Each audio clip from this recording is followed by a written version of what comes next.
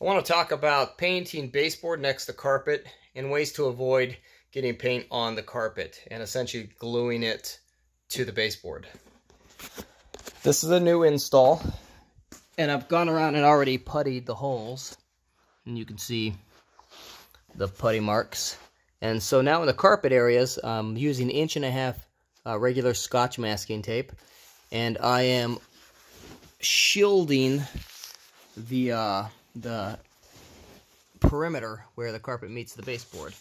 And in that, I'm overlapping the tape about, let's see if I can, about 1/4 inch onto the baseboard. And then you're just pushing down, you're pulling back and tucking it in. So kind of all in one motion. Just, you don't want to jam it down so it clumps. You kind of want to pull the carpet back and then force the corner as far down as it can go. It's relatively simple once you get the hang of it. And you don't have to be precise. I mean, that's a pretty big overlap there, but it still works. You don't have to be super fast at it. And the nice part about this is you can glob the paint on, and this tape will still protect that carpet. And it seems a bit sketchy, like it's not going to work or it might bleed under. But believe it or not, it holds its ground against the paint going under. And it looks exactly like that after you pull the paint. So let me get to the corner. I'll kind of show you how I do it. Let me set this up here.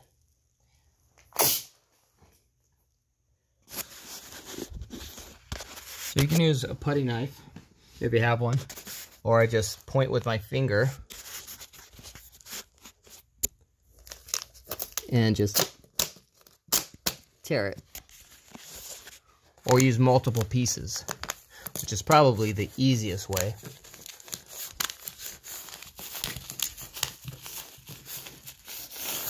And just run your finger alongside it. And if you could see a little gap, that's okay. So this other corner, let me set the phone down again.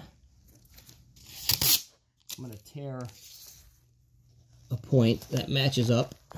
And again, I'm overlapping onto the baseboard, pushing down, back, and tucking. Down, back, tuck. And it all makes sense once you get a few of them tucked in there. And it can bunch up, but take your finger and drag it along the inside seam, and that should level everything out. Around these corner caps, you just want to use a couple pieces. Let me finish this length here. And it's obviously easier without trying to film it. So I'm going to use 3 pieces for this. Not the same as stenciling. This is a little more basic in pieces, so you don't need as many. So same thing, you just overlapping, pulling, and tucking it down. And continue all the way around the room.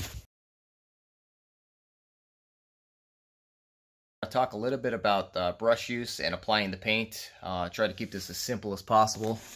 And those who know me know that that's pretty difficult. So I tend to use Purdy brushes that come in the green label there.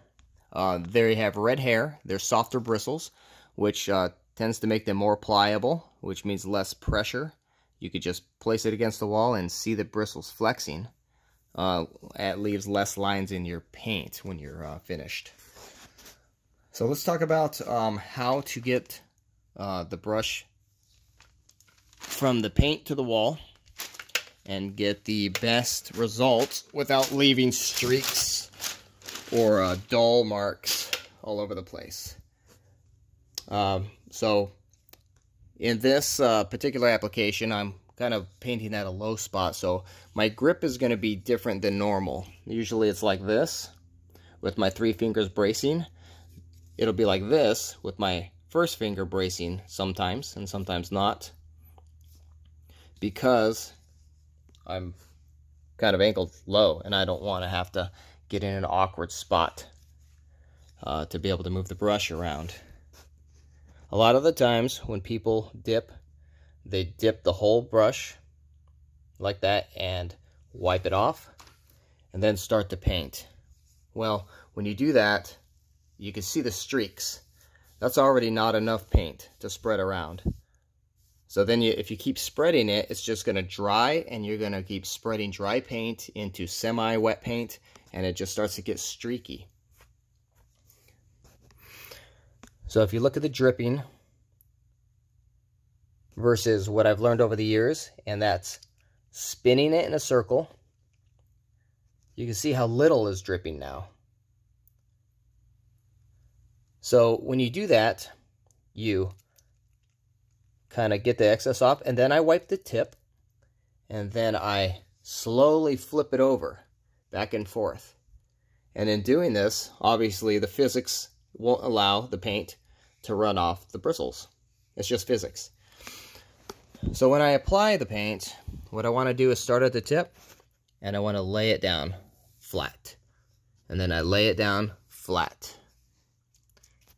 And all I'm doing is priming the surface to make it basically wet, so it's slick. And then usually what I'll do is I'll get another drip or another dip. I'll wipe the tip off, and then I'll do the same thing. And now that the baseboard is already primed or slick, this coat will lay itself out thicker and easier. And again, with the soft bristles, I'm just touching and pulling. Just touching and pulling. I'm not trying to spread it super, super thin. I'm just trying to get it flat. And after time, it's more of a feeling. You can feel the bristles gliding over the surface. So realistically, the bristles shouldn't even be touching the baseboard. They should be gliding on top of the layer of paint. And if you do it real gentle and straight, which is a lot of elbow work and sometimes moving the body with the brush,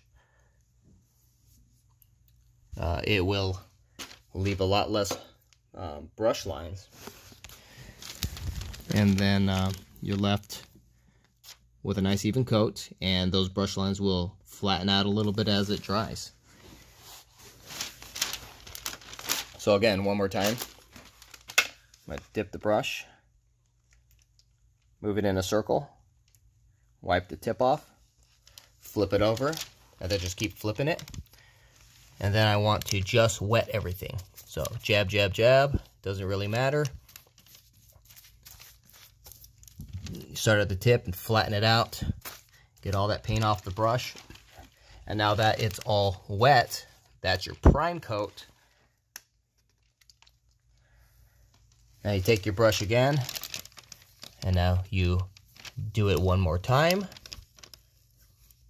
And then you start at your, say, corner here. See the angle going into the corner? And you gently pull. Flipping it over to get that angle. Gently pull, and gently pull. And you just gently pull until you see it as little streaks as possible. But you got to give it a few seconds for it to flatten out, because you will see kind of lighter streaks. But it should blend in as long as you don't play with the paint surface too long. Because remember, as soon as it hits air, it starts to dry. And it's the same with walls. I'll do another video separate on that to show how you can get a one coat application versus brushing and seeing the paint color through your brush that you just applied. Because a lot of the times it'll take 2 coats, 3 coats. There's ways to do it where you can do it in 1 coat. So yesterday I talked about how to get the tape tucked into the baseboard and protect the carpet. So basically it's a shield. You can see I already painted it. So now I'm going to pull it so you can see the results. And this is actually still wet. So that's how you want to do it, because if you don't, these little spots that are touching will glue itself, and you'll have to grab the tape and break each seam or seal and it's kind of a pain because your tape will tear all over the place. So remember, always pull your tape while it's wet.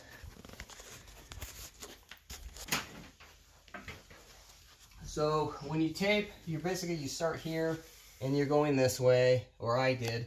You want to go back to the beginning and pull it so it's all hopefully one long piece. Pull it slowly and controlled.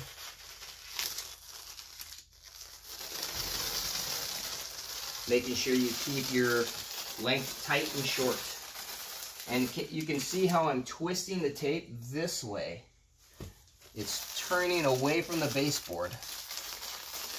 That's a key element in pulling a lot of tape when you're doing stripes, when you're taping off tops of baseboards. It kind of acts like scissors, especially when the film starts to dry.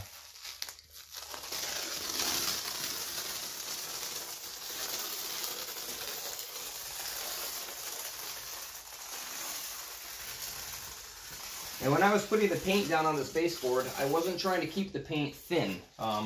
Because in the beginning I worried about it going underneath the tape. But as you can see, even generous amounts of paint put on there, there's no paint on the carpet whatsoever. And after you pull the tape, it doesn't get pressed up against the baseboard. So you might think, well, maybe it's touching, it might be gluing itself now. It doesn't. It's just barely touching it. So there really is no pressing bond. So later on, you won't have fibers sticking to it. And if they do, they just come off with the slightest pressure. So basically, that's how you shield off carpet and paint your baseboards to keep everything clean and neat. So now we come to stairs, and they're pretty similar to doing horizontal floors, except for these contours can be a little bit tricky down in these corners here. So you're going to need a putty knife in this case to tuck the carpet, and I'm going to demonstrate how to do that.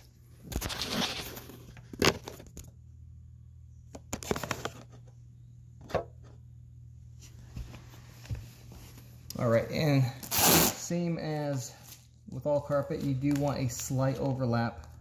But in this case, you have to be careful not to pull your tape too tight. You really do want to keep it loose as you work it. So it's pretty loose, and I'm just following the contour, keeping the overlap, and it is going to look pretty bunchy and almost like you're not doing it right.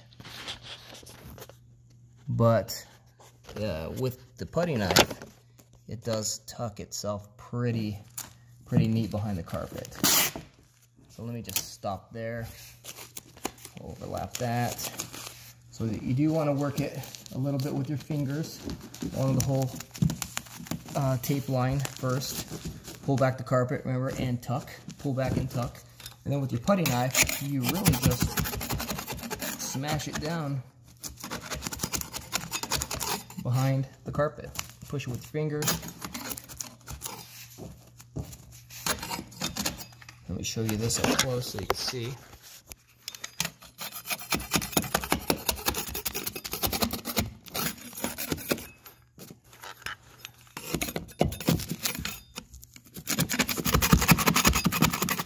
You see how it worked itself behind it? And the bristles will go behind that tape and color the wall. You see where a little bit carpet from a previous job was stuck to it. So in this case, it does look like they used a similar application. Otherwise, you would see a lot of white lines and gaps. But anyways, that's how you do carpet. Just take your time and just make sure it folds behind the carpet, and you should be good. So here I'm going to show you another angle so you can get a different perspective on what I'm doing.